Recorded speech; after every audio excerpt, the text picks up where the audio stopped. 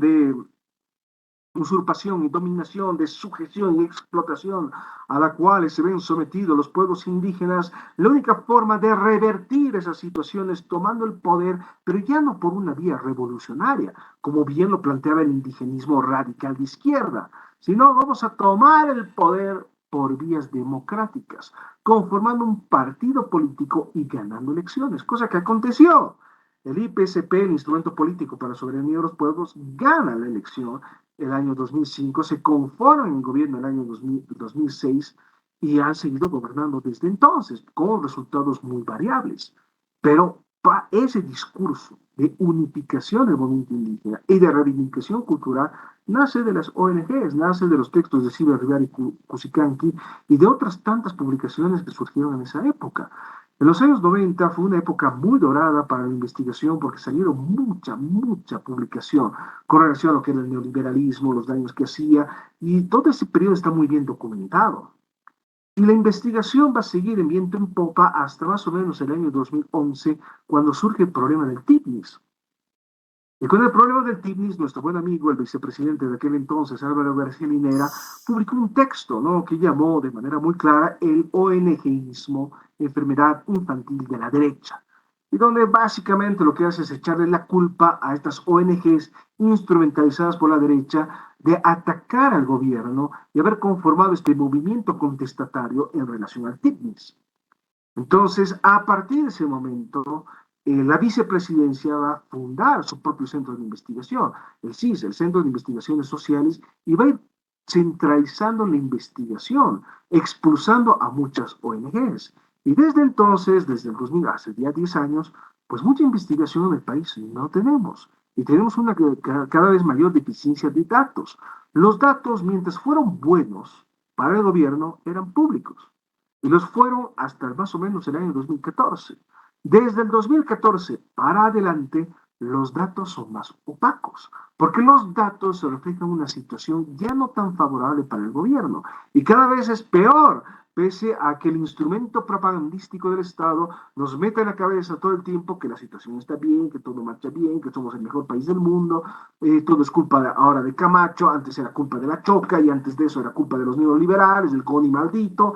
Entonces, constantemente encontramos un chivo expiatorio que explica por sí mismo todos los males de la patria. Hoy en día la culpa es de Camacho, ¿no? Camacho, que es un ser delirante, que está armándose su paro cívico, que han quemado la Confederación de Trabajadores, la sede de la Confederación de Trabajadores Campesinos de Bolivia. Entonces, grave el asunto. Entonces, se lo muestra como el enemigo. Es necesario construirlo como un enemigo, como este ente antagonista para fortalecer un discurso partidario. Nosotros somos los buenos, no se olviden.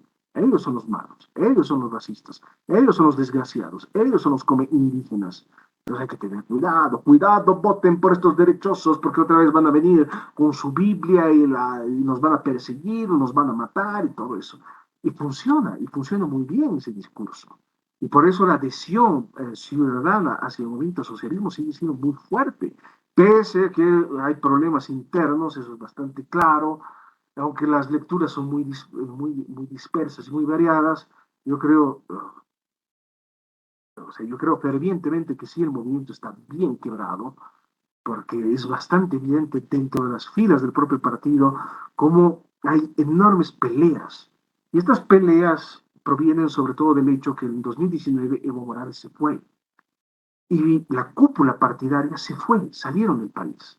Y quedaron unos cuantos masistas de votos aquí y siguieron manejando el Parlamento y siguieron luchando por su partido. Entonces, esos, los desplazados, los que eran los suplentes, pues obtuvieron protagonismo que nunca hubieran tenido de no haber sido por esta coyuntura externa, ¿no? La renuncia de Evo Morales, su salida al exterior y todo eso, ¿no? No olvidemos que Evo Morales se fue haciendo todo un show, o sea, no es que su vida corría peligro, ¿no? O sea, no, o sea, si tu vida corre peligro, no tienes tiempo para estar haciendo un show, pero él hizo un show. Y todo está muy bien documentado, ¿no? Subió al avión, posó con la bandera de México, con su cara bueno, de consternación profunda y se fue. Después de haber gritado durante años, ¿no? Patria o muerte venceremos. Él huyó. Y para el partido eso es pues una situación total y completamente imperdonable para algunos sectores. Y es lo que genera una ruptura. Finalmente el jefe huyó. Nos dejó aquí a nosotros y ese es el despelote en estos momentos dentro del MAS. Entonces, es muy probable, yo creo que finalmente todo indica que se van a dividir en dos fracciones políticas. Son dos fracciones políticas que se van a enfrentar en los próximos comicios electorales. Tal vez a una tercera más, y no veo una forma de poder reunificar a todo esto. Efectivamente va a haber una oposición, pero eminentemente masista, desplazando a esta oposición totalmente inservible de unos cuantos leguleyos que no tienen idea de cómo hacer política, es la verdad, no tanto comunidad ciudadana, tanto como comunidad ciudadana como creemos, son partiduchos que no tienen idea de nada, es bastante claro. Pero bueno, entonces, el gran problema que nosotros tenemos que enfrentar es el déficit de información, el déficit de datos, el hecho que no sabemos muy bien, muchas veces caminamos a ciegas. En todo caso, con los pocos datos que tenemos a disposición, sí podemos sacar algunas conclusiones. Uno de los sectores con más crecimiento y uso de energía es el transporte. Y tampoco es sorprendente por el hecho de que año tras año, y esto tampoco sabemos muy bien cuánto flujo entra al país, año tras año entra una gran cantidad de autos chutos. Tanto así que estos autos chutos cada cierto tiempo se los tiene que nacionalizar. Porque esto del comercio de los autos chutos se ha vuelto algo tan lucrativo que ya tienen un representante a nivel nacional. Y este representante a nivel nacional pues reclama los derechos de este sector que no deja de estar haciendo un comercio que es ilícito. Pero bueno, son autos que entran sin papeles, de contrabando, muchas veces con cosas medias turbias. Son varias las denuncias de personas que han reconocido sus vehículos que fueron robados en países vecinos y que estaban siendo comercializados aquí en Bolivia, e inclusive utilizados por la propia Policía Nacional. Es decir, esto es algo grave, o sea, no se puede tomar a la ligera. Pero cada cierto tiempo, porque la presión es tan grande y el gobierno tiene la intención de seguir contentando a todo el mundo, pues sí se nacionalizan estos autos chutos. Y por eso el sector que más crece es el de transporte. Los minibuses pues llegan a por cantidades inverosímiles. Todos los años entran nuevos minibuses, todos los años hay más minibuseros, todos los años hay más automóviles, y esto genera mayor congestión vehicular. Y cada vez, pues, sobre todo los conductores que son jóvenes, pues conducen a las patadas. Uno está con los pelos de punta, ¿no? Porque juegan las carreras, se meten por donde sea, y uno está ahí invocando a Satán para que no se choque el infeliz ese. Entonces es un problema enorme y no se lo puede tomar a la ligera. El transporte ha crecido enormemente. El otro sector del transporte, no solamente el transporte de pasajeros, el transporte de mercaderías, y eso también genera una inmensa cantidad de dinero. Y ese sector transportista de mercadería es bastante poderoso. Son grandes empresas, son más o menos 5 o 6 empresas las que controlan básicamente todo el transporte de carga, ¿no? En Bolivia, y no hay más. Tienen una propia federación, tienen una representación, eligen a sus representantes, una estructura de índole sindical y también genera mucha presión. Entonces, es un sector en pleno auge, en plena potencia. Y este sector de transportistas de carga es un sector altamente pujante. El sector de los transportistas de personas, no tanto, pero igual son un sector altamente poderoso, porque al fin y al cabo es este sector de transporte urbano, este es, transporte libre o sindicalizado, el que ha frenado la conformación de un sistema de transporte público eminentemente integrado. Si ustedes se fijan bien, las paradas del teleférico sí tienen espacios como paradas de buses, ¿no? Porque la idea era integrarlo con el Puma Qatari, cosa que no se hizo, pero también integrarlo con líneas de minibuses, cosa que tampoco se hizo. Y de momento la articulación de los teleféricos y el resto del transporte público, ya sea sindicalizado, libre o municipal, pues no ha acontecido para nada. Y tal vez hay una que otra línea, la línea amarilla, ¿no? Hay la curva de Holguín, la línea amarilla y el satélite, que sí tiene una cierta conectividad con otros modos de transporte. Entonces es un problema enorme. Sobre todo considerando que hay paradas que no se utilizan prácticamente para nada, vacías la mayor parte del tiempo. Entonces, esto está generando una serie de problemas por el hecho que el costo de manutención del teleférico es bastante elevado. El Estado está subvencionando los costos de operación porque esa empresa trabaja a pérdida desde el día uno y parece que es bien difícil que pueda recuperar la inversión en algún momento dado. Entonces, llegado a cierto momento, va a ser total y completamente insostenible. ¿Qué se va a hacer? Se va a tener que privatizar, tal vez, no sabemos, pero queda pendiente de incógnita. En todo caso, el sector transporte es un sector bastante pujante, bastante poderoso y genera muchísima presión. Y por eso no hemos logrado consolidar un sistema de transporte público integral que realmente responda a las necesidades de la población. Lo que tenemos es un sistema altamente ineficiente, cada vez más ineficiente por la inmensa cantidad de minibuses que hay en las dos ciudades, ¿no? La Paz y el Alto, y que no están debidamente conectados y que todo el mundo y todos estos minibuses circulan por las mismas rutas. Por lo tanto, hay rutas sobredimensionadas y rutas en las cuales hay una escasez flagrante de transporte. Tomando en consideración que hay mucha gente que vive en zonas periféricas. Ahora es cierto que hay horas picos y todo eso, pero igual las denuncias de trameaje, el hecho de que los minibuses no llegan a sus paradas, de que ya no existe ningún tipo de control, cada vez son más frecuentes y es un problema enorme. Reciclaje, en cuestión de reciclaje, ahí tenemos un retraso enorme, inclusive con relación a nuestros vecinos más cercanos. En el Perú sí tiene políticas de reciclaje bastante claras, lo mismo en Chile, en Argentina no tan claro, en el Brasil tampoco tan claro, pero por lo menos en Chile y en el Perú sí existe, ¿no?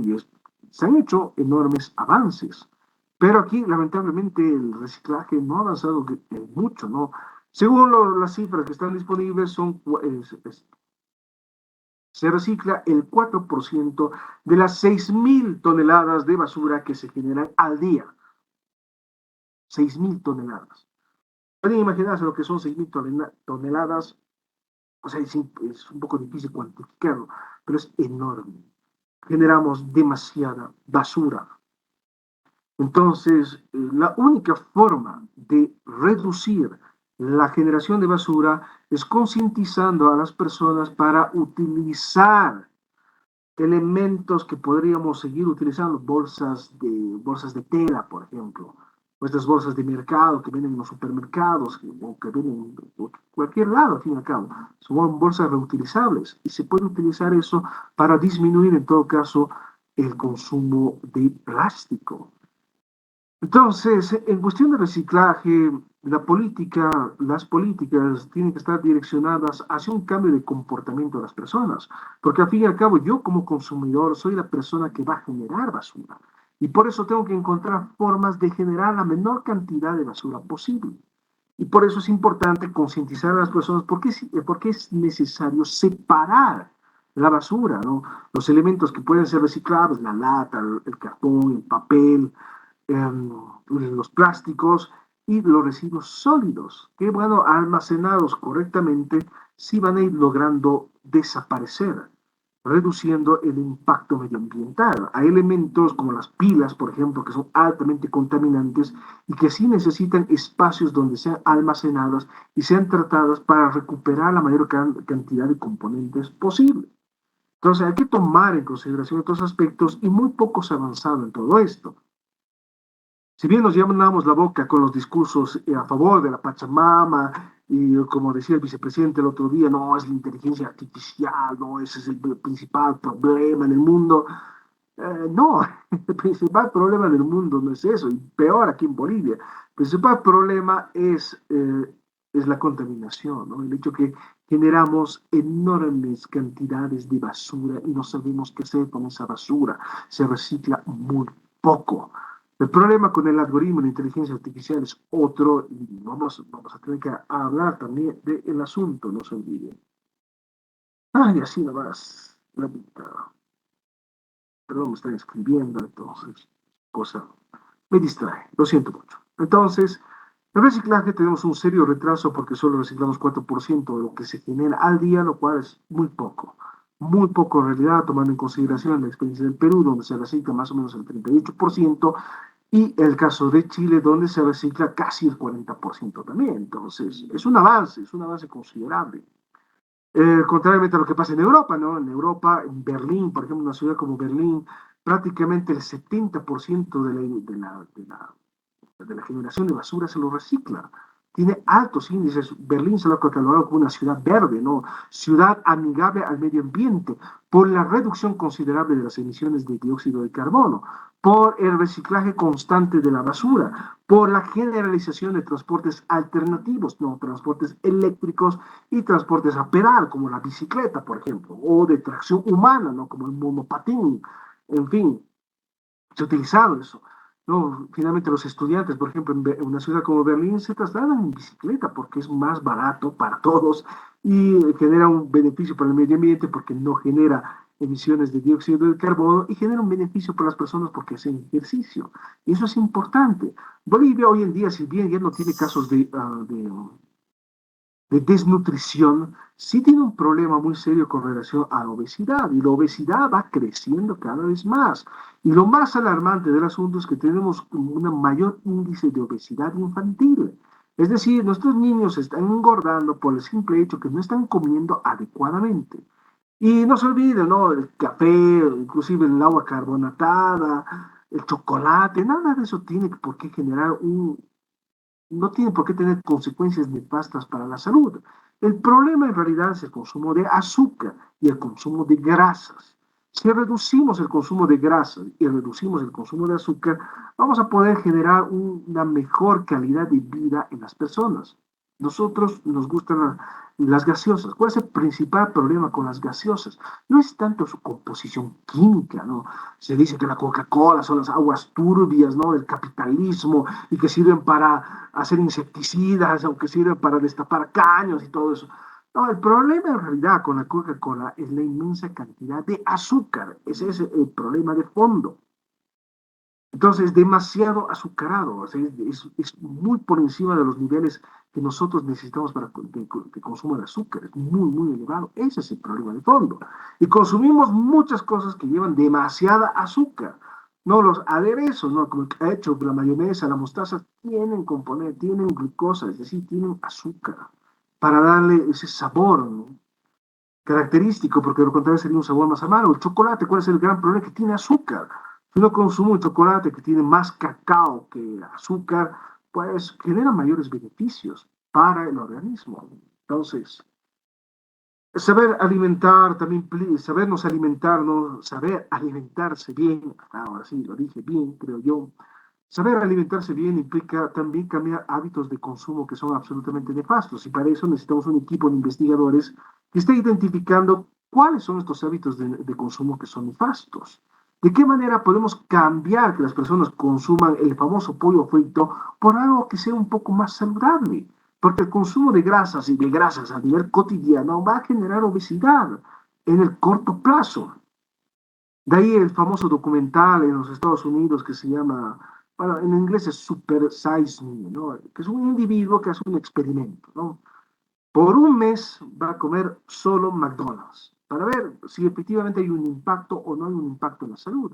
Y efectivamente, en un mes, pues el pobre individuo ha engordado considerablemente.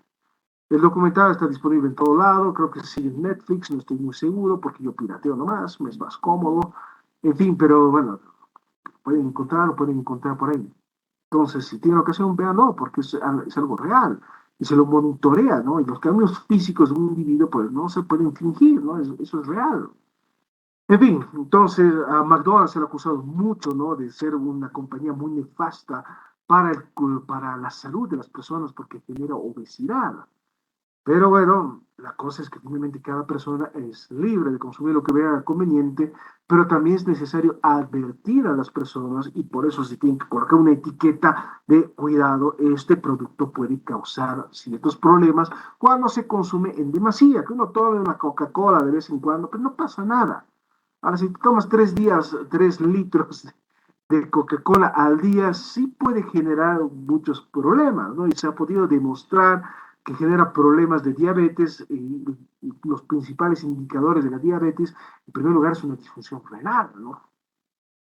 Pero bueno, eso por un lado, ¿no? Entonces es necesario ir cambiando hábitos de consumo para, uno, alimentarnos mejor y dos, reducir la inmensa cantidad de basura que generamos al día a día. La principal fuente de contaminación, como bien les vengo repitiendo de manera un tanto insistente, es el plástico, porque efectivamente el plástico es un enorme problema, porque el plástico no se degrada, no es biodegradable. Al plástico se lo tiene que tratar y sí se lo puede reciclar, pero nosotros no tenemos hábito de botar la basura en su lugar, ¿no?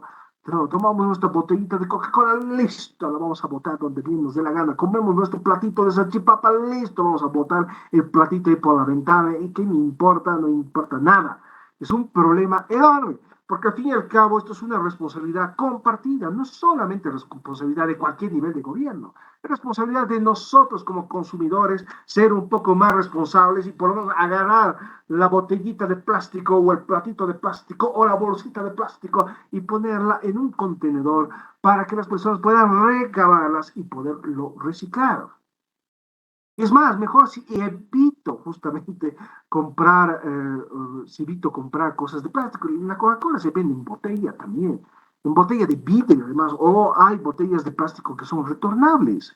Esto no genera tanta contaminación, se lo pueden, no cuesta nada. Llevas tu botella hacia la casera, viene una Coca-Cola y listo, y se acabó.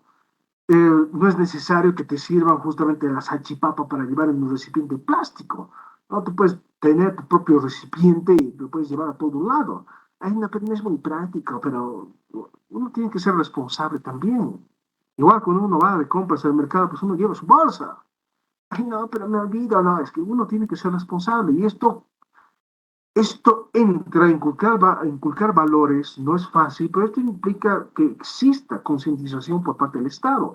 El Estado tiene que generar a partir del Ministerio de Comunicación estas campañas de concientización y no simplemente bombardearnos de propaganda política. Sí, somos el mejor país del mundo, no hay inflación, no hay desempleo, todo funciona bien. No, el rol del Ministerio de Comunicación es justamente señalar cuáles son nuestros problemas e ir cambiando nuestros hábitos de consumo a través de campañas de comunicación que sean accesibles para todo el mundo.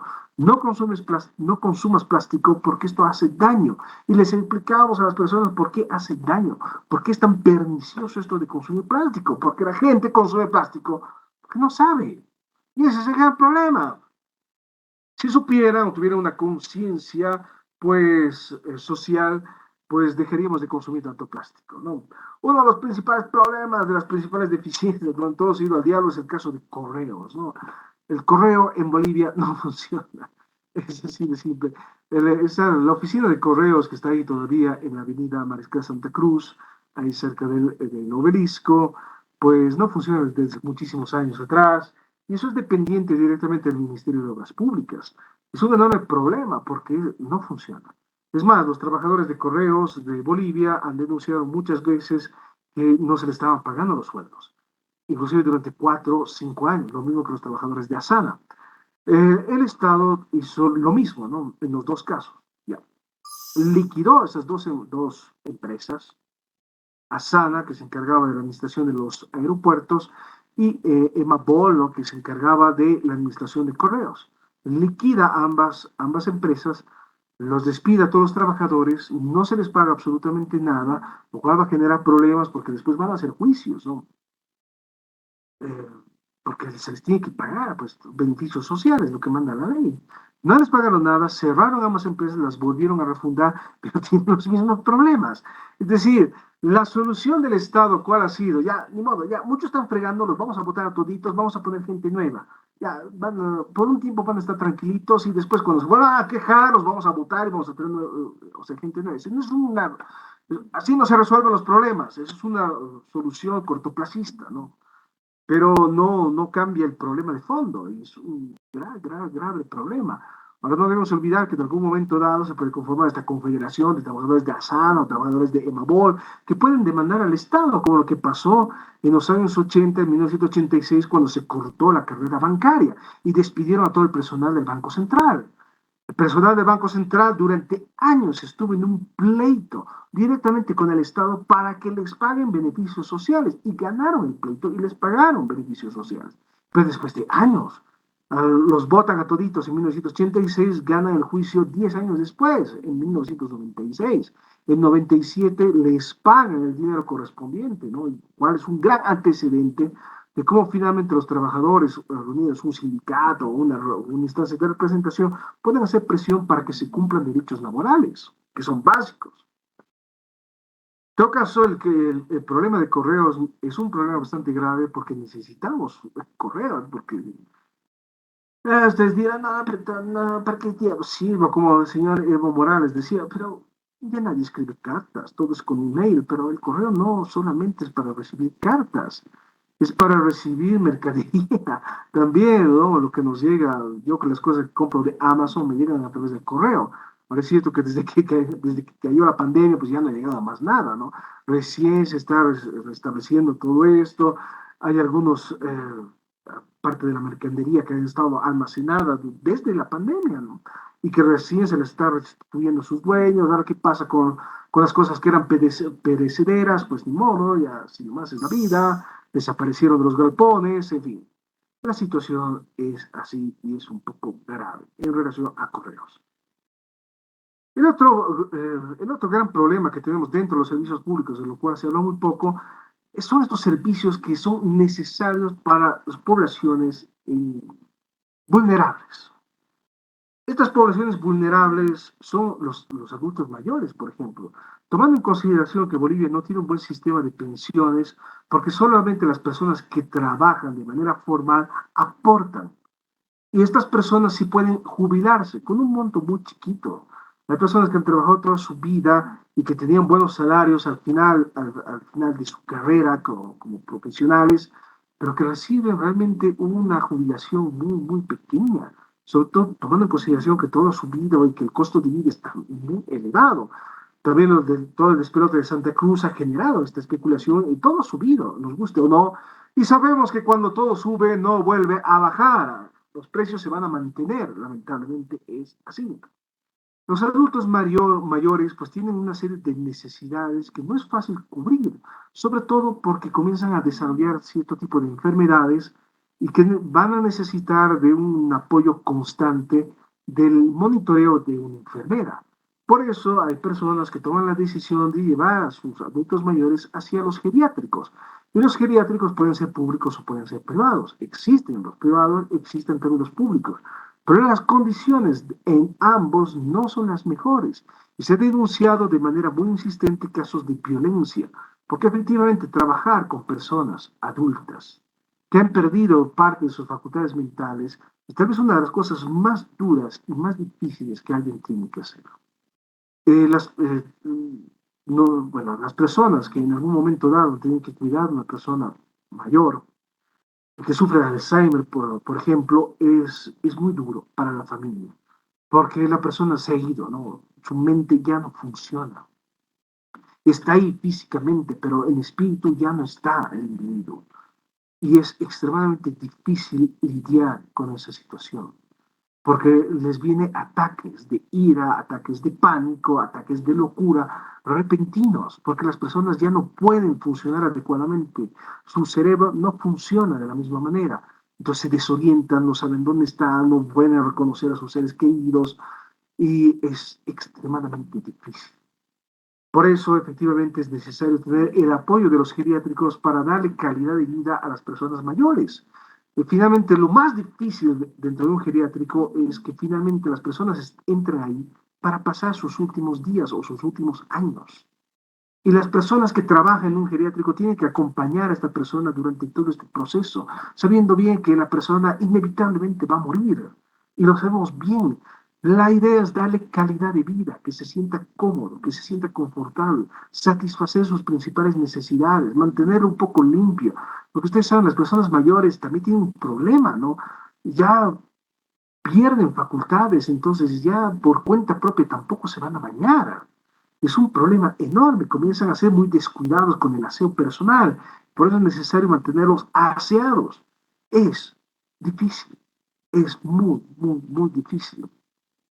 Y si vamos a tener geriátricos, también necesitamos tener personas que han estudiado o que tienen los conocimientos como para poder trabajar con esta población. Y no es fácil. Si trabajar con niños es complicado, trabajar con adultos mayores es mucho más complicado, es mucho más difícil, es mucho más traumante incluso. No es fácil cuando ves a una persona que no tiene la posibilidad de valerse por sí misma, no tiene la posibilidad. Y la idea del geriátrico es eso, darle calidad de vida, alimentarlo bien, cuidarlo, proporcionarle atención médica de manera constante hasta el final de su vida. Inevitablemente va a pasar. Las personas que entran al geriátrico, hay algunas personas que entran por voluntad propia, ¿no? También se da. Hay algunas personas que, la mayor parte de las personas, aquí las cifras no son nada claras. Esto es lo que, bueno, funciona lo que a mí me comentaban del asilo San Ramón, por ejemplo, ¿no? En el cual, bueno, por un proyecto que se estaba haciendo hace algún tiempo atrás, tuvimos un cierto contacto con ese pediátrico. Entonces, a nosotros nos comentaban que la mayor parte de las personas, de los internados dentro de ese asilo, pues no viene por voluntad propia, ¿no? La familia los deja, ¿no? En una situación ya muy extrema, porque ya no pueden hacerse cargo de él, de la persona mayor, porque está muy enferma, porque tiene demencia, porque tiene Alzheimer, porque finalmente ha perdido sus facultades mentales, ¿no? Nosotros llamamos eso, está chochito, ¿no? Le vino a la edad de la chochera, pero eso no es porque se ha fregado el adulto mayor, simplemente porque el cerebro deja de funcionar correctamente. Y ese es el gran problema. Si ustedes se fijan, los adultos mayores inclusive a veces tienen problemas articular palabras. Eso no es y eso denota serias ya falencias a nivel cerebral. La región que está controlando el habla está dejando de funcionar y eso es bastante grave. Hay algunas personas que ni siquiera logran comunicar adecuadamente. Entonces, durísimo. Se necesita a geriátricos a nivel de estatal, públicos, desde luego que sí, porque hay una inmensa demanda. Desde luego es cierto que la situación aquí en Bolivia no es tan dramática. Ay, lo siento que tengo una alergia fatal, porque tengo este gato que duerme ahora aquí a mi lado y no me deja vivir, pero bueno, hago lo que puedo. Entonces, el gran problema, bueno, no tenemos un problema tan grande como lo que pasa en Europa. En Europa sí tenemos una inmensa población de personas mayores, de mayores de 60 años, inmensa cantidad. Aquí no tanto, pero desde luego por la evolución demográfica vamos a necesitar más geriátricos a futuro o mayor capacidad de recepción de estos geriátricos porque van a tener que albergar cada vez una población cada vez más y más grande. Ese es el asunto de fondo. Sí, espérenme un ratito.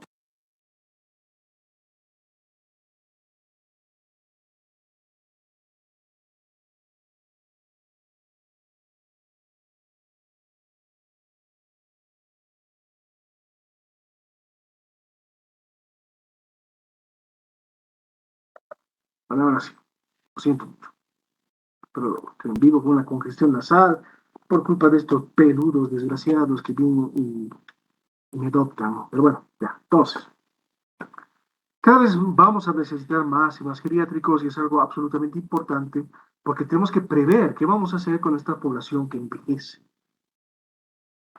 Y ustedes saben que al envejecer, pues tenemos otro tipo de necesidades. No es fácil trabajar y vamos a necesitar cada vez más y más personas que se ocupen, personas profesionales que se ocupen de nuestros ancianitos. Y sí, no, ya no quieres levantar la mano. Veía que estabas levantando la mano, Alison. Sí, ¿qué pasa?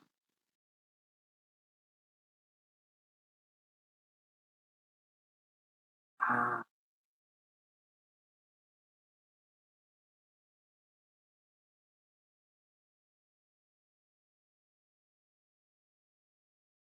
bueno, la eutanasia presenta un problema eminentemente moral, ¿no? Tenemos que tomar en consideración que Bolivia es un país bien conservador. Entonces, lo de la eutanasia, a menos de que vayan cambiando nuestras mentalidades, no va a ser posible implementarlo. Desde luego, la eutanasia también se lo puede ver desde un enfoque humanista y, por ejemplo, lo que se implementa en Suiza, por ejemplo. En Suiza sí se implementa la eutanasia, inclusive de manera voluntaria. En Suiza uno puede ir a un hospital y le puede decir al médico, ¿sabe qué? Me he cansado, ya no quiero más, ¡pum!, me quiero ir El médico, como es mi voluntad, yo descargo en un papel, firmo un papel que yo he pedido esto de mi voluntad, el médico lo hace. Y chao, se acabó, punto final. Es lo que pasa en Suiza, no, no en todas las partes de Europa. Por ejemplo, lo que pasa en Alemania, en el caso de la eutanasia, solo se puede lograr una eutanasia cuando ya tenemos un cuadro absolutamente terminal y si la familia está de acuerdo. Entonces hay que firmar igual un papel de descargo porque finalmente el médico no puede hacerse responsable de todo eso. El médico preguntar a la familia está de acuerdo, muchas veces ya la persona en estado terminal no tiene sus facultades mentales muy claras, es un problema enorme. En los Estados Unidos, por ejemplo, te van a decir, no, no se permite, porque también es un país ultraconservador, pese a que tiene la pena de muerte, pero la eutanasia, medio que no se la acepta, porque lo que se tiene que precautelar es la vida. Dentro de los discursos eminentemente religiosos hay que precautelar la vida bajo cualquier criterio. Y por eso el aborto está prohibido, por eso la eutanasia está prohibida y por eso inclusive las transfusiones de sangre, algunos grupos religiosos no la van a aceptar. Es el gran problema que tenemos con los testigos de Jehová, que no quieren transfusiones de sangre. Y muchos han muerto justamente porque necesitan una transfusión de sangre. Entonces, no deja de ser un problema que es eminentemente moral y en países que son sumamente religiosos es problemático plantear.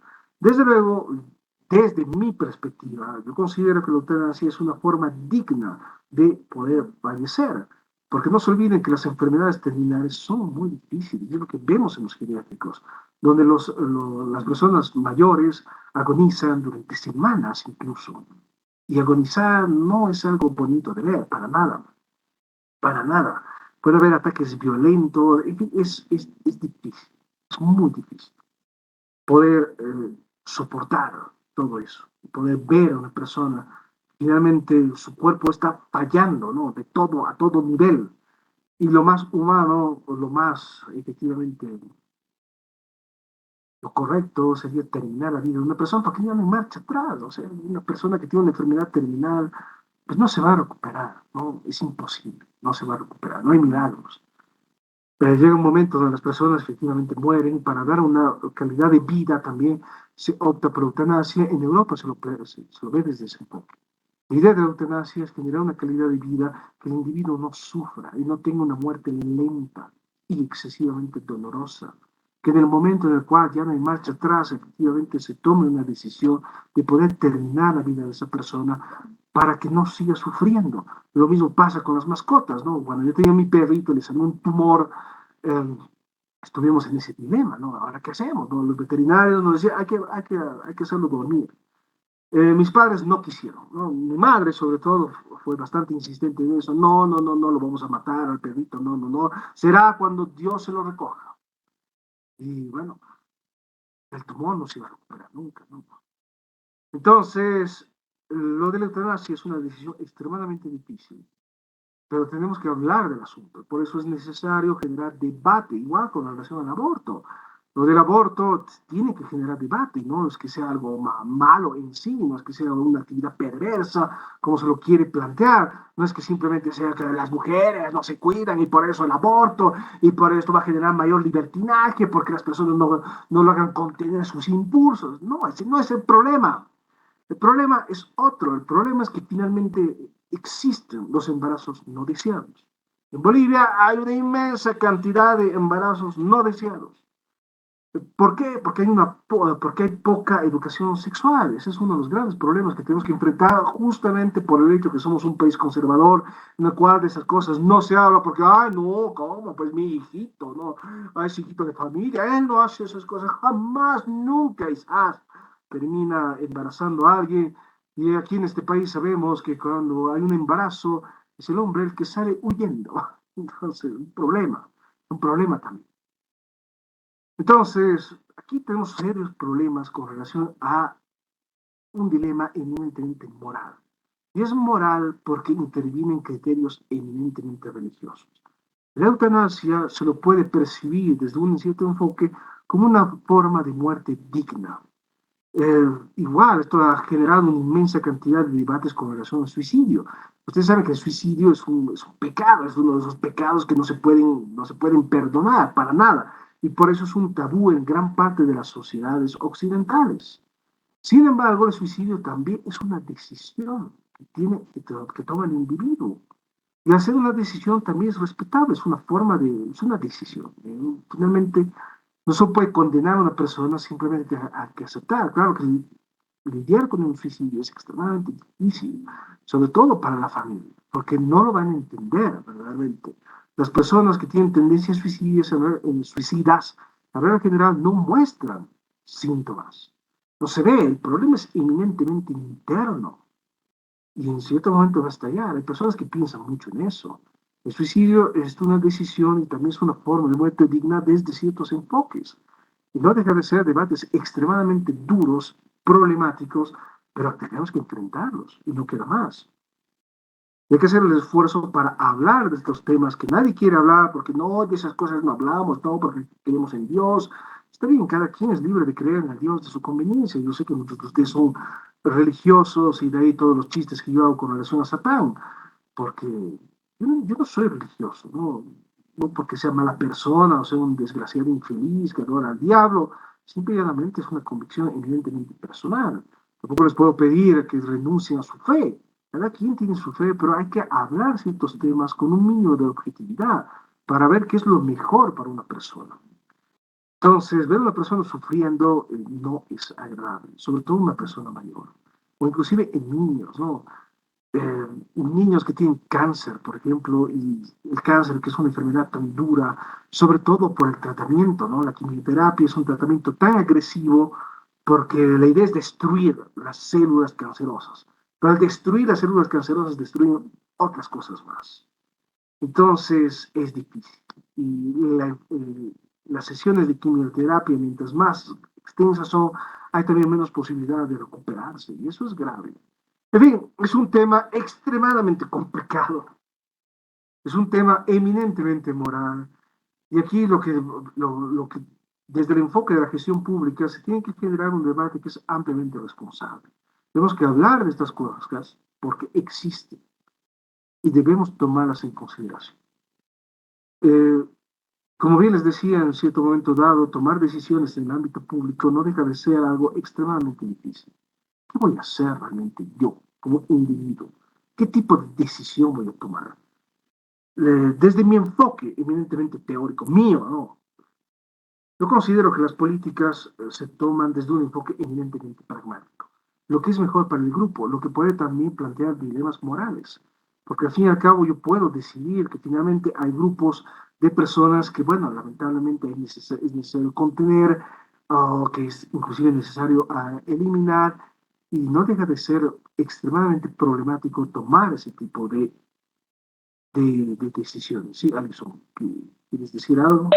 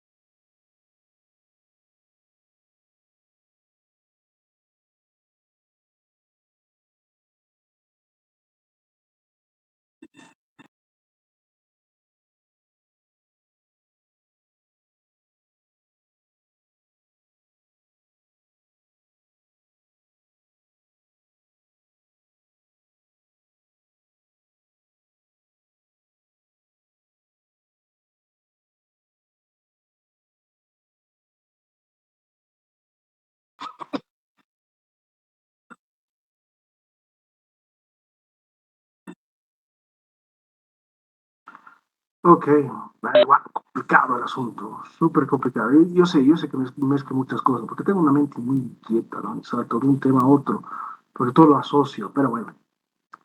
En relación a todo esto, ¿no? Bueno, la ley esta contra el feminicidio y toda forma de violencia también prevé que efectivamente bajo sola denuncia se puede iniciar una investigación. Ahora, el gran problema que tenemos es que efectivamente toda denuncia tiene que ser debidamente verificada. Es decir, sí, tenemos un serio problema en el mundo con relación a la violencia hacia la mujer que es sistemática. El gran problema, todo este movimiento que creo, el Me Too, todo esto nace en los Estados Unidos porque se pudo comprobar de manera muy clara que en estas fiestas de las fraternidades en las universidades sí se producen muchas violaciones. Porque en estas fiestas, pues efectivamente, como son estudiantes y el estudiante es estudiante donde sea, en cualquier lugar del mundo, pues deben hasta perder el juicio y efectivamente mucha gente no se acuerda de lo que ha pasado. Eso es grave, que es ahí donde aprovechan algunos individuos para tener una relación que no es consentida, porque la otra persona está inconsciente. Entonces, es un problema enorme. Y a partir de esto, efectivamente, surgieron todas estas denuncias, ¿no? Denuncias a todo nivel, denuncias en Hollywood, por ejemplo, de estos directores que estaban demasiado acostumbrados a eso, ¿no? Intercambiar papeles o conseguir trabajo por medio de un intercambio, por medio de favores evidentemente sexuales. Y todo este movimiento va surgiendo a partir de eso, la conciencia de que hay un problema enorme, que hay demasiadas víctimas de violencia sexual en el mundo. Y es necesario denunciar cada vez más esta violencia sexual porque es total y completamente intolerable. Ahora, desde luego, uno de los grandes problemas, y lo que también se ve mucho en los Estados Unidos, es que muchas de estas denuncias también son infundadas. Y estas denuncias pues, pueden arruinar por completo la vida de las personas. Hace no mucho tiempo atrás, efectivamente, si no me equivoco, es en Illinois, la capital de Chicago, un jovencito, igual, en la universidad, fue denunciada por dos de sus compañeras que había violado a las dos en una situación muy grave y efectivamente lo que prevalece es el testimonio. Y el testimonio, no, están diciendo la verdad, recibe mucho apoyo. ¿Quién va a apoyar al pobre individuo? Nadie lo va a apoyar. Porque asumimos de oficio que aquí el culpable es el hombre, ¿no? Y el hombre es el ser desgraciado, malévolo, que no frena su ímpetu, que no puede frenarse a sí mismo, porque es un ser salvaje que no tiene ni siquiera conciencia. Y nadie le va a creer al individuo decir, no, yo no hice nada. Y efectivamente, después de que el individuo, que con sus 18 años entró a la cárcel acusado de violación y pasó en la cárcel, estuvo en la cárcel durante 7 años, recién salió a la luz de que efectivamente eso nunca había acontecido, de que simplemente estas muchachas habían armado una historia porque les caía mal este tipo y pensaron que iba a ser divertido hacer este tipo de bromas. Sin embargo, arruinan la vida de una persona. Es un gran problema. No se olviden que esto se tiene que tratar de manera muy discreta, porque existe un principio básico en toda ley. El principio o sea, lo que prevalece es la presunción de inocencia. Todo individuo es inocente hasta que se demuestre lo contrario. El gran problema que tenemos con relación a todo este movimiento feminista es que se asume de oficio la culpabilidad del hombre. No, el hombre es culpable porque es un mentiroso, es un desgraciado, es un infeliz. Y esto parte efectivamente de estas estructuras machistas, donde de manera histórica se ha podido demostrar de que efectivamente hay estructuras que reproducen violencia, y no lo vamos a negar. De que existen muchos casos de violación, que existen muchos casos de violencia sexual, no existe, no lo vamos a negar. Problemas en el metro, en estos grandes espacios donde efectivamente muchas mujeres han denunciado que son víctimas de acoso. Y eso es algo real, es cierto, es lo que pasa en México, lo que pasa en París, lo que pasa en grandes ciudades que tienen estos sistemas de transporte público masivos, lo cual uno está bien embutido y a veces pues tienes aquí, es un poco incómodo, no lo vamos a negar. Pero el gran problema justamente de todo esto es que se anula la presunción de inocencia. Y por eso todos estos casos no deberían ser tan mediáticos. Los tiene que tomar con reserva, porque lo importante es precautelar la vida de las personas y la integridad de las personas. Es decir, cualquier caso tiene que ser investigado y no se tienen que filtrar nombres ni se tienen que filtrar rostros. Y lo estamos viendo aquí en Bolivia, por ejemplo. En Bolivia hay páginas, tanto de la Universidad Católica como de la Universidad Mayor de San Andrés, donde se denuncia, ¿no?, a las personas con nombre y apellido, así de manera textual, ¿no? Este individuo me hizo tal, tal cosa y se publica su foto, hasta su dirección y todo esto, y de manera oficiosa, porque primero tiene que haber una investigación. Primer paso para abrir todo esto es una denuncia. Se formaliza la denuncia, se abre la investigación. Ciertamente, nuestro sistema es demasiado corrupto. Y sabemos que las personas que tienen dinero van a salir airosas de todo esto. Lo sabemos muy bien. Pero tenemos que precautelar este principio que es fundamental, que es la presunción de inocencia. Yo no soy culpable, soy inocente hasta que se demuestre lo contrario. En la mayor parte de los casos de feminicidio, violación, con estos grupos de mujeres creando y demás, hacen enorme presión. Y ya se asume, no, el individuo es culpable y es culpable porque es un hombre. Y el ser hombre es un ser desgraciado y enajenado, y eso no está bien. Porque primero hay que hacer seguimiento. Lo que tienen que hacer estos grupos es hacer seguimiento al debido proceso. Todo el mundo tiene derecho a eso, a tener un proceso que sea justo, libre e imparcial. Entonces es importante, y el gran problema que nosotros tenemos, y que bueno, son cosas que también vamos a hablar, es esta sociedad eminentemente mediática, donde todo se graba, donde todo se filtra, y bueno, lo que pasó el otro día, ¿no?, con este señor que, bueno, efectivamente de manera muy descortés se dirige hacia las personas de sexo femenino, pero al tipo se le ha dado muerte social, ¿no? Porque es un ser desgraciado, es un enajenado, es un pervertido, y demás cosas, ¿no? Y su nombre se filtró, su dirección se ha filtrado, y eso es algo grave, porque al fin y al cabo hay que precautelar datos que son de vital importancia. Ah, lo siento, estoy atorado. Antes de justamente publicar fotos, antes de publicar direcciones, antes de hacer una serie de acusaciones, se tiene que verificar la veracidad de todo esto. Y eso es el trabajo que no se hace. Entonces, ya, si bien estas páginas, por ejemplo, que existen, ¿no?, páginas de la Católica, como de la Universidad Mayor de San Andrés, y de otras universidades, la Mayor de San Simón, y todo esto, donde efectivamente hay casos de acoso, hay casos de violaciones, y no lo vamos a negar. De que estos casos existen, existen, pero se lo está manejando de manera muy irresponsable. Y esos son los grandes problemas. Desde luego, esto genera presión, genera bochinche en los medios, pero eso no es algo bueno en sí. Lo que se tiene que garantizar es que efectivamente cualquier persona que haya presentado una denuncia, esta denuncia siga el procedimiento y se sigan todas las etapas investigativas para dar con un resultado concreto.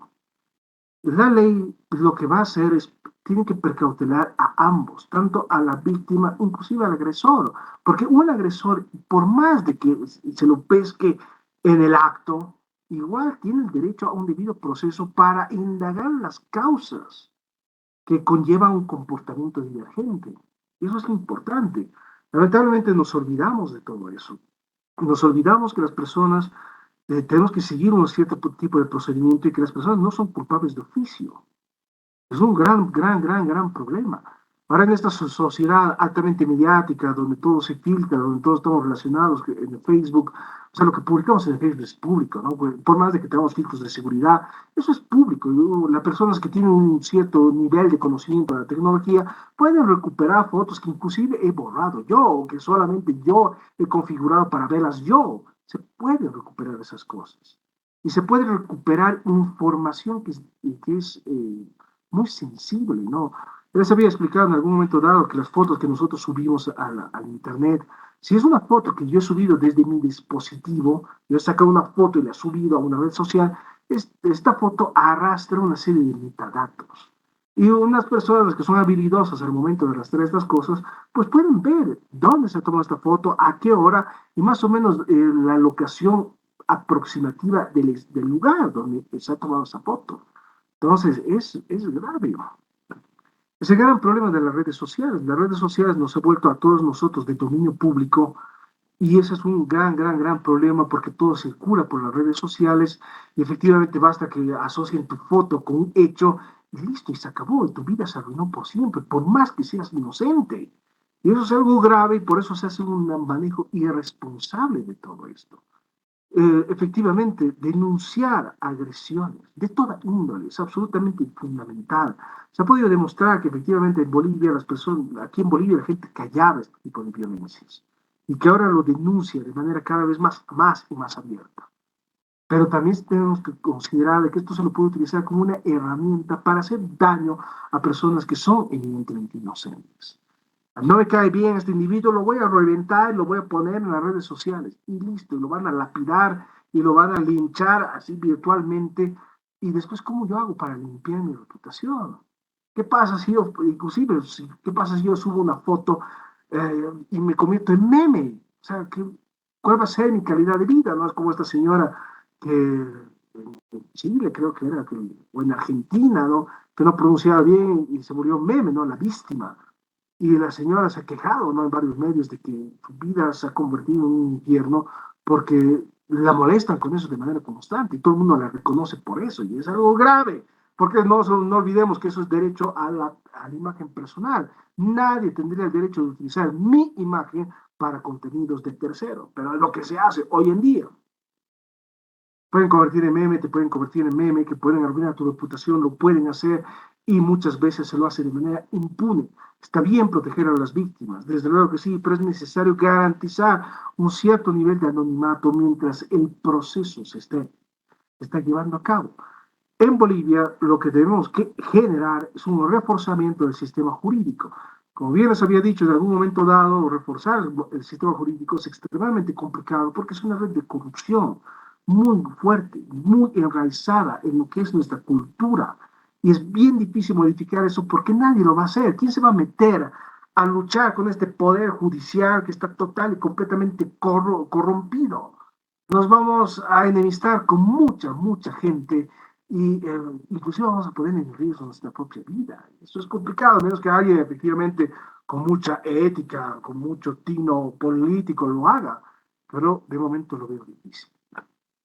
En todo caso, debemos tomar en consideración que efectivamente no podemos lanzar juicios eh, precipitados. No podemos condenar a alguien sin tener todas las pruebas pertinentes para poderlo condenar. No podemos hacer prejuicios. Y eso es importante. Y no se olviden que la sociedad boliviana es eminentemente prejuiciosa. Eh, Ven a alguien con su cabello rojo, no, esta persona debe ser hijo del diablo, debe estar adorando al diablo, sí, porque no es normal que alguien se pinte el cabello de rojo.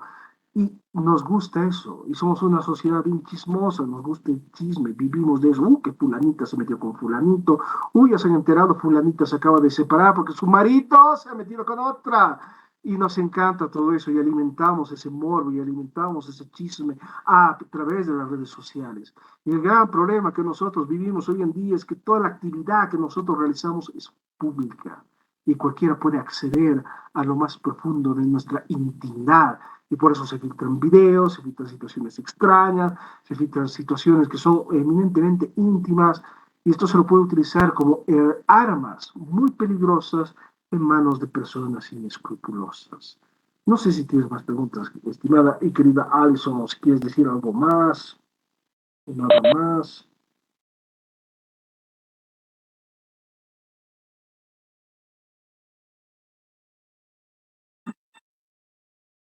Ah, la propuesta es lo que les había dicho la anterior vez, ¿no? Como tenemos que recuperar una clase, les he pedido que ustedes como grupo, como en conjunto, hagan una propuesta, ¿no? De cómo vamos a recuperar la clase, ¿no? Que podría ser cualquier cosa de su conveniencia, ¿no? Pero así en conjunto, ¿no? Tiene que ser un documento colectivo, consensuado, que va a ser evaluado y a partir de eso vamos a tomar una decisión. Sí, efectivamente me comentaste más antes que efectivamente había como una propuesta, pero la necesito ver así en físico, en papel.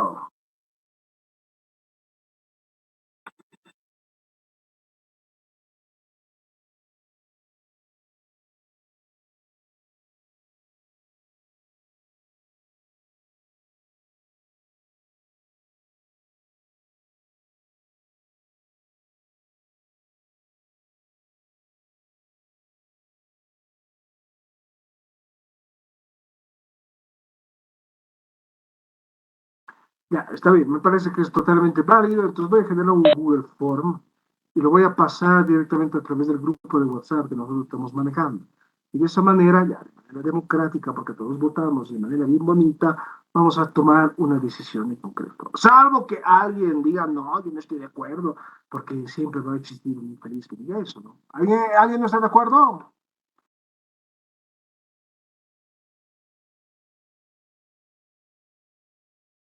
No, no, no sé,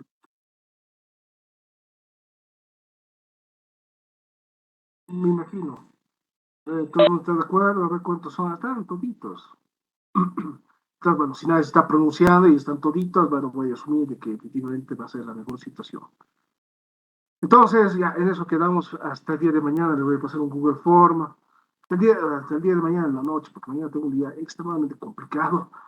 Por cierto, mañana hay un taller ahí en el auditorio de la carrera, ¿no? Piso 2 del edificio antiguo. Bueno, yo voy a hablar un poco de lo que es la escritura académica, de cómo tienen que hacer para redactar un poquito mejor, ¿no? Si quieren van o lo ven por sus casas, ya ustedes son libres de hacer lo que les da la gana, pero ya he pasado información, ya me estoy haciendo autopropaganda. Ya, eso es. No sé si alguien más quiere decir algo o nada, en fin.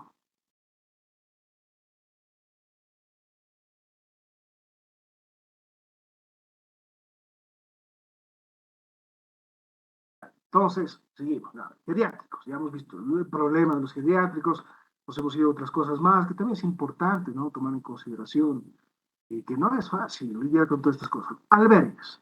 Los albergues son sobre todo infraestructuras para cobijar a personas en situación de calle, por ejemplo. Entonces, pero no solamente tiene que ser un albergue, un centro de acogida, como se lo suele llamar, sino tiene que ser un centro de rehabilitación, ¿no? Y eso es lo más importante. Todas las personas que están en una situación de calle es por algo, ¿no? Y hay que indagar las causas profundas de por qué este individuo ha terminado donde está y poderlo reinsertar a la sociedad. Y eso es importante. En algunos casos, efectivamente, las personas pueden tener alguna enfermedad mental y por eso también es importante derivarlos hacia la institución correspondiente, los psiquiátricos. El estado de los hospitales psiquiátricos aquí en Bolivia es absolutamente deplorable. Y no quisiera que ninguno de ustedes tampoco visite un hospital psiquiátrico porque es bien difícil. Porque son condiciones de vida muy propias de lo que pasaba en el siglo XIX. Son condiciones total y completamente inhumanas, porque de la misma manera, las personas que tienen alguna enfermedad mental también se le tiene que dar un espacio para que puedan tener calidad de vida.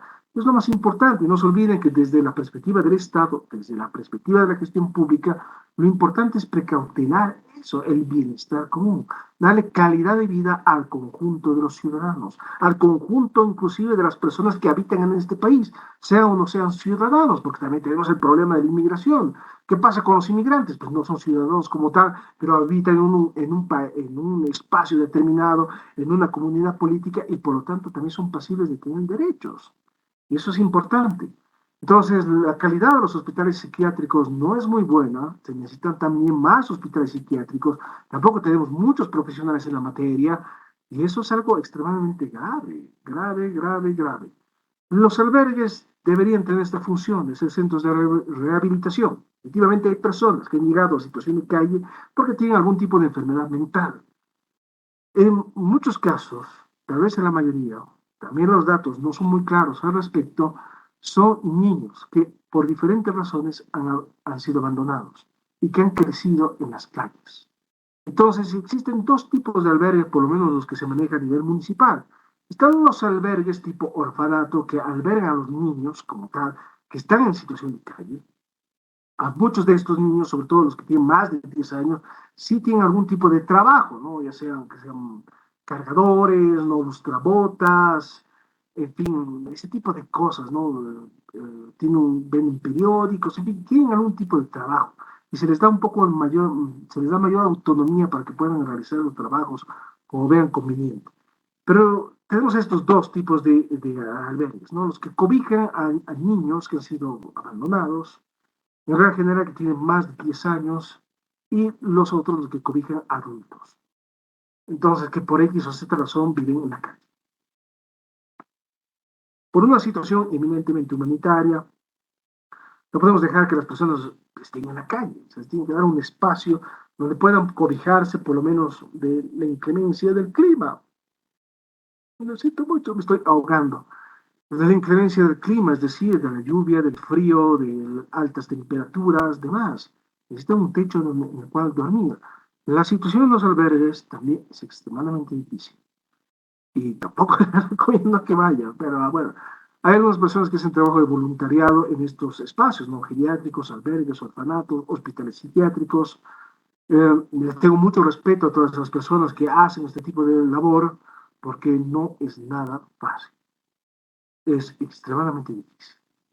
Entonces, en los albergues es importante darle una cobertura a cada individuo y tratar justamente a cada individuo en su especificidad, en su individualidad, porque cada caso va a ser diferente. Y hay que tratar a cada caso en su singularidad. Vamos a analizar un individuo como tal, como individuo, vamos a ver un poco de su historia, de cuál ha sido su recorrido y por qué ha llegado aquí. Es lo que va a explicar esta situación. Entonces, tenemos el caso de efectivamente las personas que tienen problemas mentales, tenemos el caso de las personas que han sido abandonadas por X o Z razón, y tenemos el problema de las personas que son dependientes a sustancias. La regla general aquí es el alcohol.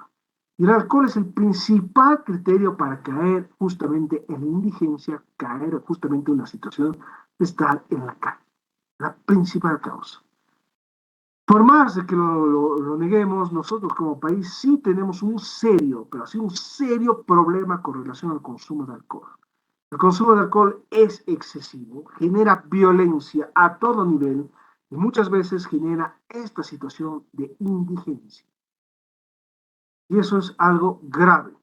Se ha podido demostrar, por lo menos lo que hace el albergue aquí en la ciudad de La Paz, que prácticamente el 90% de estas personas que van al albergue son alcohólicos. Y por lo tanto es necesario rehabilitarlos. El alcoholismo es una dependencia a una sustancia, tanto así como una drogadicción. Es complicado lidiar, porque requiere mucha fuerza de voluntad y requiere el primer paso, que es clave para poder generar cualquier tipo de recuperación, aceptar que tenemos un problema, aceptar que el alcohol es un problema en mi vida. Y no es fácil aceptarlo. Aceptar que el alcohol me ha costado absolutamente todo y no es fácil aceptarlo. Y los índices de alcoholismo son muy, muy elevados. Ahora también todo depende de cómo vamos a definir lo que es alcoholismo. Alcoholismo no es solamente estar ebrio hasta las patas, es sobre todo consumir alcohol de manera regular y periódica. Ese es el asunto. Si uno consume todos los fines de semana, pues ya hay índices de que algo está pasando. Si uno consume todos los días, ni siquiera es necesario que uno esté ebrio hasta las patas, ¿no? También es un indicador de alarma, porque no está bien. Ahora, dependiendo de los casos, ¿no? Por ejemplo, los franceses sí toman vino, y lo he visto de primera mano, sí toman vino de manera muy constante. Yo me acuerdo cuando estaba en la universidad, salíamos con mis compañeros de curso ahí a un restaurante, porque a veces no íbamos al restaurante universitario, salíamos a un restaurante y ahí nos bajábamos 4 o 6 botellas de vino, ahí en el almuerzo. Íbamos hacia clases, ¿no? Medio entonados, pero íbamos. Pero efectivamente la situación es diferente. En Francia, si bien se bebe mucho, no se bebe hasta perder el juicio, ¿no? Contrariamente a lo que pasa aquí, ¿no? Aquí es hasta que pierdas tu dignidad, ¿no? Hasta que estés en calidad de trapo ahí en el piso, ¿no? Estés ahí gateando, ¿no? Así bebemos, ¿no? Sí, a más no poder, ¿no? Clarito es, ¿no? Por ejemplo, en Europa es muy claro cómo identificamos latinos, ¿no? Identificar latinos es lo más simple del mundo. ¿Por qué? Porque es el grupito que está ebrio hasta las patas, ¿no? Y está armando un lío, bochinche. ¿Quién arma lío y pelea? Son los latinos. Clarito eso. Como anécdota, simple y llanamente, yo recuerdo mis compañeros, los bolivianos, vivían en una residencia para estudiantes del Estado y todas las residencias son cuartitos bien chiquitos, ni siquiera baño tienen, no tienen un lavamanos, ¿no? Los baños son comunes, complicados también, incluyendo las duchas, ¿no?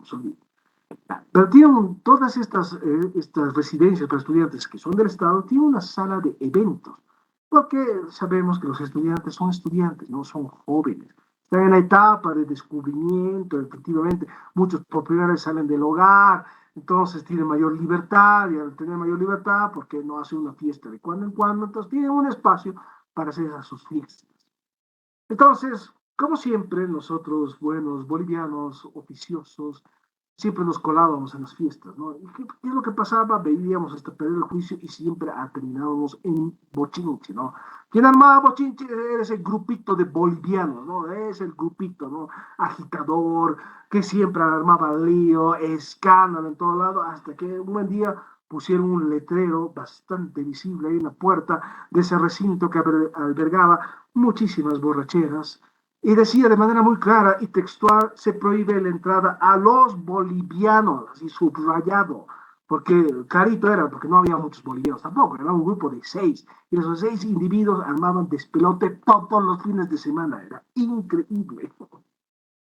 Pero todos los fines de semana, si se les estaban, uh, todo terminaba a golpes, de manera tan dramática.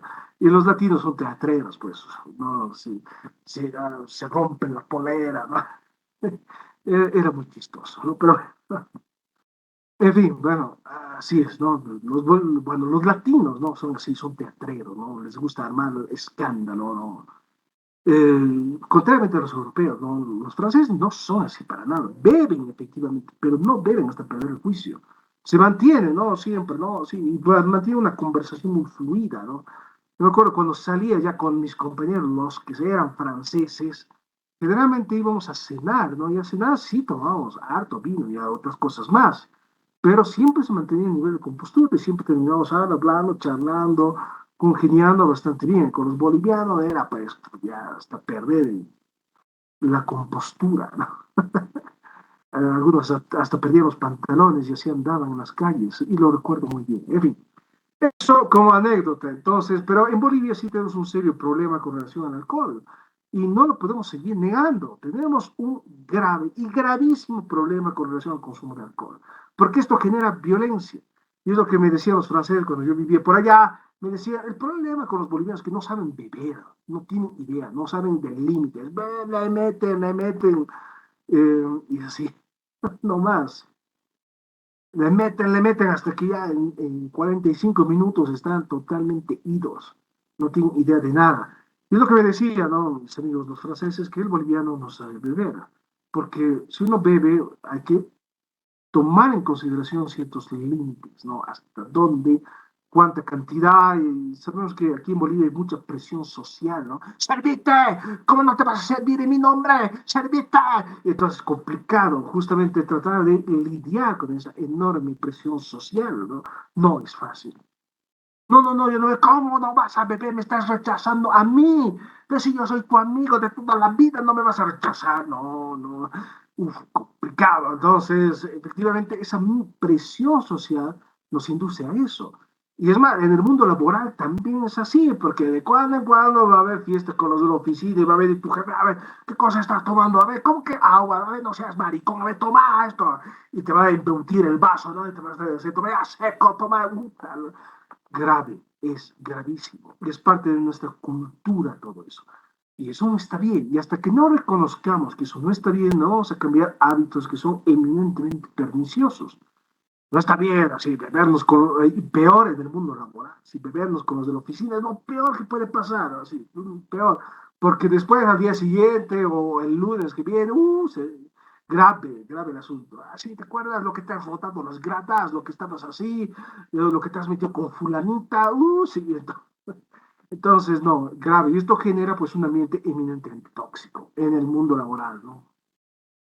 Entonces sí, es necesaria la convivencia, desde luego que sí, es necesario vernos las caras, hay que salir también con los colegas de trabajo. Nosotros como docentes sí, también nos reunimos efectivamente para compartir un platito, para compartir, como dicen aquí. Y nadie, yo tampoco voy a jugar por ese asunto. A ver, ¿qué estás haciendo? A ver, infeliz. Bueno, se acaba de despertar el gato este con su cola gigante, anda lapeando cada vez que se despierta. Bueno, entonces, sí es necesario compartir, sí es necesario tener un relacionamiento amigable con todos nuestros colegas. Es importante para garantizar un mejor ambiente laboral. En el caso de la carrera de administración de empresas, pues con todos nos llevamos bien, trabajamos bien, hemos generado un buen equipo de trabajo, creo que todos estamos más o menos por la misma, tenemos los objetivos bien planteados. Y eso es algo que hay que destacar, cosa que no existe en otras carreras. En literatura es un mundo de víboras, por ejemplo. Pero así, víboras, víboras, ponzoñosas. Así. Ah, no, eso es grave, gravísimo. ¿No? Ya, otro nivel está. Y lo mismo puede pasar en otro tipo de carreras, ¿no? En derecho hay cierta unidad, pero en ciencias políticas, u otro nido de víboras, ahí, a cual más ponzoñoso, así, grave, grave. Además que hay también hay enconos políticos, además, ¿no? Es ciencia política, ¿no? Hay mucha gente que está trabajando dentro del Estado, y bueno, cuando está trabajando dentro del Estado, tiene que generar un cierto tipo de discurso, y están los otros que no, esos infelices, desgracia, eso genera tensiones enormes. Y bueno, no es bueno generar tensiones, siempre hay que generar un buen ambiente de trabajo. Y uno de los grandes problemas que tenemos es cuando justamente debemos hasta perder el juicio y después, pues, llega lo que nosotros llamamos lo que es el cheque moral, pero mucha moralidad que no tenemos. Pero más allá del chiste, más allá de la anécdota, debemos tomar en consideración que esto sí es un problema y es un problema real y que no podemos pasarlo por alto y no lo podemos seguir negando. Tenemos un serio problema dentro del consumo de alcohol y justamente esta situación de estar en la calle implica que muchas personas han llegado a la calle porque son dependientes al alcohol, se han vuelto alcohólicos y toman y beben de manera constante y cotidiana. Es decir, estas personas ya en estado muy graves están ebrias todo el tiempo. No hay un momento en el cual estén sobrias. Y volver a la sobriedad después de largos periodos en los cuales hemos estado intoxicados con el alcohol es extremadamente difícil. Y por eso los albergues también son centros de rehabilitación. Aquí no tenemos tanto problema con relación a la droga. La droga no hay tanto, el problema es el alcohol. La droga todavía es bien clase mediero alto, ¿no? Porque no es, o sea, sí está al alcance de todo el mundo, pero requiere contacto, se requiere otro tipo de logística. El alcohol está al alcance de todo el mundo. Vas a una farmacia y la gente bebe eso, alcohol medicinal, lo que van un poquito y ellos están tomando. Cuesta 5 pesos, creo. El alcohol caimán lo venden en esos cosos de lata. Y eso bebe la gente, o sea, desde tiempos ya inmemoriales. Y eso es súper barato y está al alcance de todo el mundo. Vas a comprar tu lata de alcohol caimán, ¿quién te va a decir algo? Entonces, y ese alcohol es pues grave. Pero bueno, es así nomás las cosas, así nomás es la vida. No voy a entrar en mayores detalles, ahí lo vamos a dejar por el día de hoy. Espero que estén bien, espero que se porten bien, espero que, bueno, si beben, beban con moderación, si salen, salgan, disfruten de la vida, es importante también, ¿no? Vayan a conciertos, vayan al cine, vayan al teatro, vivan, ¿no? Es importante vivir, después uno se arrepiente. Entonces, sean felices, pórtense bien y nos vemos directamente el día viernes. Ay, hasta luego, licenciado. Listo, hasta luego, que les vaya bonito.